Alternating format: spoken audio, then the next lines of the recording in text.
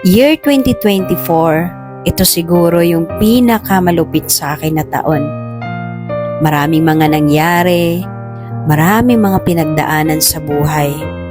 Maraming hindi ko inakalang mangyari. Pero heto pa rin ako.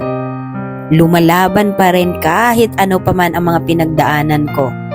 Dahil alam ko hindi dito magtatapos ang aking buhay dahil lang sa mga pinagdaanan ko na hindi maganda. Ginagawa ko itong lessons para sa susunod na taon ay maging maingat na ako sa mga desisyon ko sa buhay. Naging leksyon ito para sa akin para lalong tumatag sa kahit anong pagsubok man ang dumating sa buhay ko. Maraming salamat 2024. Sobrang saya ako pa rin kahit marami akong pinagdaanan ngayon, pero alam kong napakabait mo sa akin.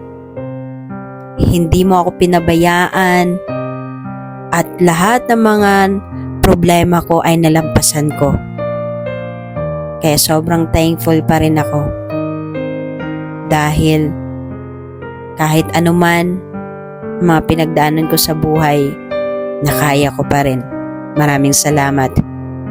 At syempre, i-welcome ko ng buong puso ang year 2025 dahil ito na naman ang simula ng panibagong pagsubok para sa akin.